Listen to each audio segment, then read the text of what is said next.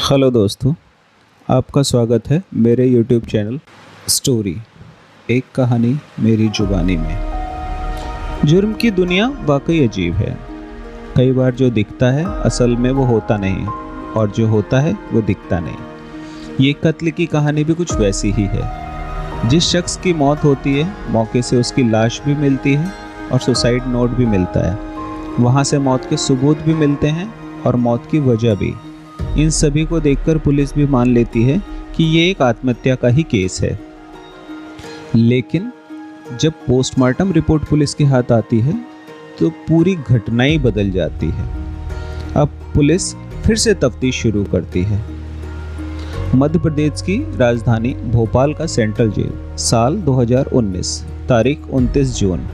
इस दिन पैरोल पर जेल से निकले कैदी को लौटना था। 14 दिन की पैरोल पर जाने के बाद जेल प्रशासन को भी उसके लौटने का इंतज़ार था।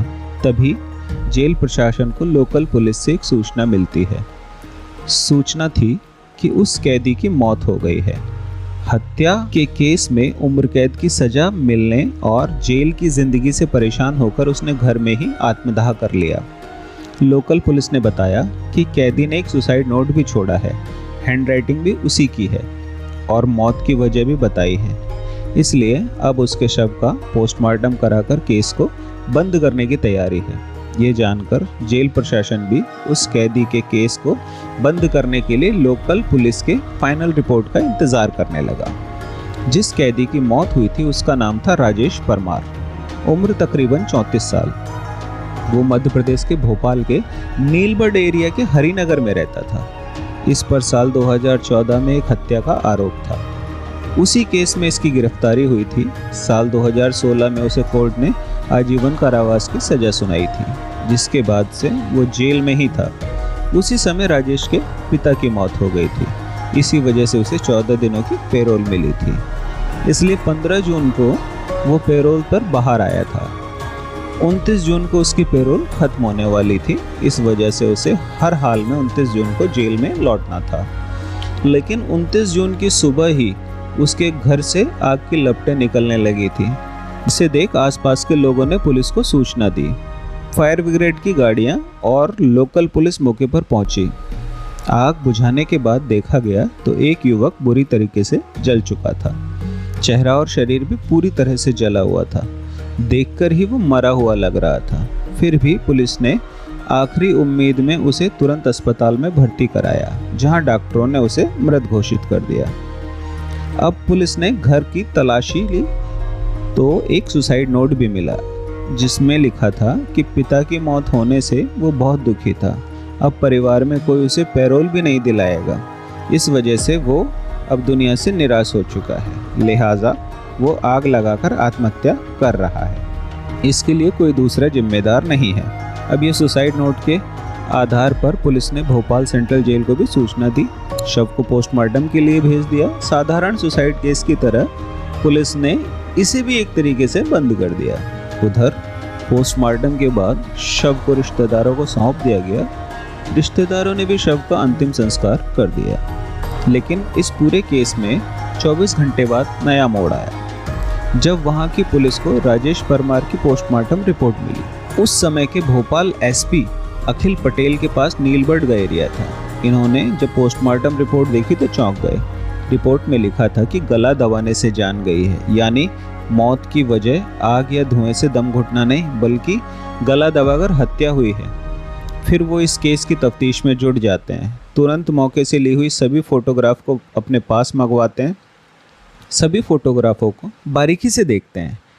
एक फोटो में वो देखते हैं कि मरने वाले शख्स का पैर बिल्कुल एक दूसरे से चिपका हुआ था, जबकि जब भी कोई जलकर मरेगा तो वो तड़पने लगेगा। फिर उसके पैर एक दूसरे से चिपकने की बजाय अलग अलग होने चाहिए, लेकिन इस केस में ऐसा नहीं था। दूसरी तस्वीर भी देखते हैं। उससे पता चलता है कि उस शख्स का चेहरा और सीने वाला हिस्सा ही पूरा जला था, जबकि हाथ और पैर ज़्यादा जले नहीं थे और अजीब तरीके से मुड़े भी थे। इससे शक यही होता है कि कहीं हाथ और पैर तो बांधे नहीं गए थे, जिस वजह से ऐसा हुआ हो। अब इसका पता लगाने के लिए वो पुलिस अधिकारी की पूरी टीम के साथ मौके पर जाते हैं। घटना स्थल को बारीकी से देखते हैं, फिर आसपास के लोगों से पूछताछ करते हैं।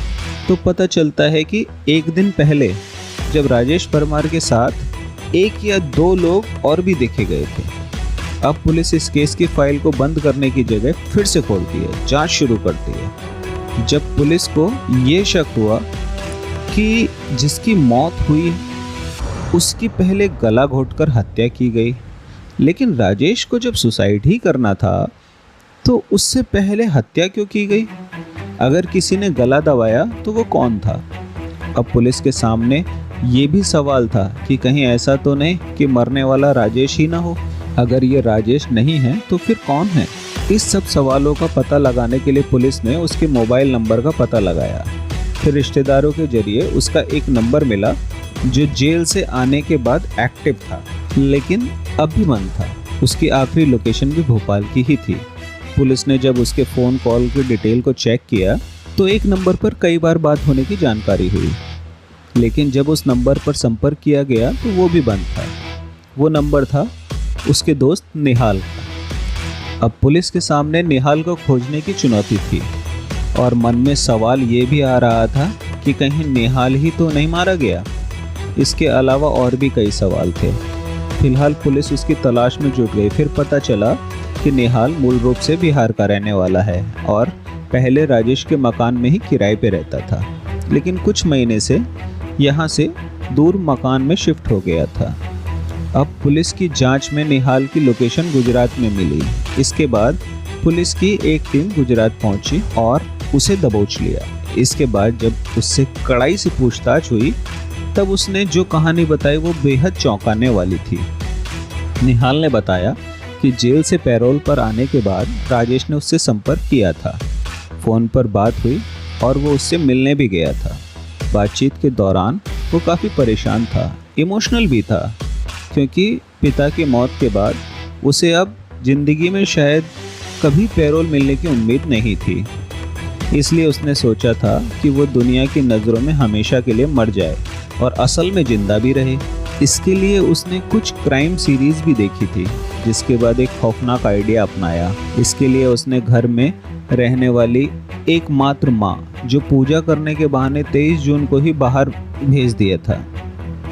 इसके बाद साजिश रची कि 29 जून को पैरोल खत्म होने के बाद भी उसे जेल न जाना पड़े। इसलिए 28 जून को ही किसी दूसरे शख्स को अपनी जगह मारकर दूर कहीं चले जाने की तैयारी में जुट गया। इस काम में मदद के लिए उसने मुझे बुलाया, लेकिन मैंने साफ मना कर दिया। इसके बाद उसने 1 लाख रुपए का लालच दिया और कुछ पैसे एडवांस भी दिए। इसलिए उसके झांसे में मैं आ गया। इस तरह 29 जून को पैरोल खत्म होने से ठीक एक दिन पहले यानी 28 जून को ही हम दोनों की मुलाकात हुई। 28 जून की शाम को दोनों घर पर ही फ़ोन छोड़कर घूमने निकल ले ताकि लोकेशन ट्रेस ना हो सके। इसके बाद एक पेट्रोल पंप के पास राजेश को अपने ही उम्र और लंबाई वाला एक युवक मिला। उस युवक ने अपना नाम राजू रेकवार बताया और दोनों फिर बातचीत करते हुए उसे दोस्त बनाने की कोशिश करने लगे। बातों ही बातों में दोनों ने राजू को घर पर पार्टी करने की और शराब पीने की बात कही। राजू तैयार हो गया। राजू मजदूरी करता था, इसलिए खाने और शराब के लालच में तुरंत आ गया। राजू भी दोनों के साथ राजेश के घर पर आ गया। यहाँ पर राजू को इन दोनों ने खूब जमकर शराब पिलाई। जब उसने अपने होश खो दिए तभी राजेश ने उसकी गला दबाकर हत्या कर दी। इसके बाद उसके हाथ और पैर को रस्सी से बांध दिया ताकि अगर जिंदा भी हो तो आग से बच न सके। हाथ पैर बांधने के बाद उसे फर्श पर लिटाया और घर में रखी किताबों को उसके ऊपर डाल दिया। फिर राजेश ने खुद ही एक सुसाइड नोट लिखा और उसे कुछ दूरी पर रख दिया ताकि वो सही सलामत पुलिस को सुसाइड के सबूत के रूप में मिल जाए। इसके बाद दोनों ने बाइक को निकाला, बाइक से पेट्रोल निकालकर उस पर डाल दिया ताकि वो अच्छी तरह जल जाए और घर का दरवाज़ा अंदर से बंद कर दिया जिससे किसी को उनकी साजिश पे शक न हो। इसलिए दोनों ने घर के दरवाजे को उसके बाद छत के रास्ते बाहर निकल गए। इसके बाद खिड़की से माचिस जलाकर तिल्ली को अंदर फेंक दिया। इस तरह जब आग की लपटें बढ़ गई तब दोनों एक साथ वहां से फरार हो गए। साजिश के तहत राजेश ने निहाल का एक पुराना सिम कार्ड लिया और साउथ इंडिया में चला गया। वहीं निहाल गुजरात आ गया था। अब पुलिस ने निहाल की कहानी की सच्चाई का पता लगाने के लिए उस मृत व्यक्ति के बारे में पता लगाया, तो ये सच निकला, क्योंकि राजू रेकवार की पत्नी ने 28 जून की रात में ही लोकल पुलिस में गुमशुदगी की शिकायत दर्ज कराई थी। इसके अलावा पुलिस को राजेश के घर से राजू की चप्पल भी मिली थी, जिसको उसकी पत्नी ने पहचान लिया था। ये जानकर पुलिस अब जांच में तेजी से जुट गई। अब पुलिस को पूरी कहानी समझ में आ गई थी, लेकिन जब तक राजेश आंखों के सामने नहीं आ जाता तब तक जांच अधूरी थी। अब पुलिस को ये यकीन था कि आज नहीं तो कल राजेश किसी भी तरह निहाल से जरूर संपर्क करेगा। राजेश भी निहाल का एक पुराना सिम कार्ड ले गया था। इस तरह अगले ही दिन आखिरकार राजेश का फ़ोन निहाल के पास आ ही गया। पुलिस की मौजूदगी में ही निहाल उससे बात करने लगा। राजेश ने वहाँ के हालात के बारे में पूछा कि कुछ गड़बड़ तो नहीं है। निहाल ने बताया कि नहीं, कोई गड़बड़ नहीं है, पुलिस को कुछ पता नहीं चला। इसके बाद राजेश ने कहा कि चेन्नई में उसे कुछ मदद चाहिए, अगर कोई दोस्त हो तो बताना। इस पर निहाल ने कहा कि वो उसे जल्द ही बताएगा। इसके बाद फ़ोन कट हो गया। अब पुलिस ने भी राजेश को पकड़ने के लिए पूरी फिल्मी कहानी रची। उसके तहत पुलिस ने कुछ लोगों को चेन्नई भेजा और उन्हें लोकल बनकर राजेश से मिलने के लिए बोला। इस तरह निहाल ने राजेश को चेन्नई में रहने वाले अपने एक दोस्त का जिक्र करते हुए उसका फ़ोन नंबर शेयर किया, जिसके बाद राजेश पुलिस वाले को ही निहाल का दोस्त समझकर उससे बात करने लगा और मिलने गया। जैसे ही राजेश ने लुंगी और माथे पर तिलक लगाए दो युवकों को निहाल का दोस्त समझकर मदद मांगने की कोशिश की, तभी उसे पकड़ लिया गया। इस तरह पुलिस ने एक ब्लाइंडेड मर्डर केस का खुलासा करते हुए 8 जुलाई 2019 को पूरे केस को मीडिया के सामने रख दिया। इस केस के बारे में खुद IPS अधिकारी अखिल पटेल कहते हैं कि ये केस कानून की आंखों में धूल झोंकने वाला था, लेकिन जब बारीकी से केस की जांच हुई तो पूरा सच सामने आ गया। इसके बाद राजेश को फिर से सलाखों के पीछे भेज दिया गया। तो दोस्तों, आज की कहानी यहीं ख़त्म होती है। ये थी आज की कहानी।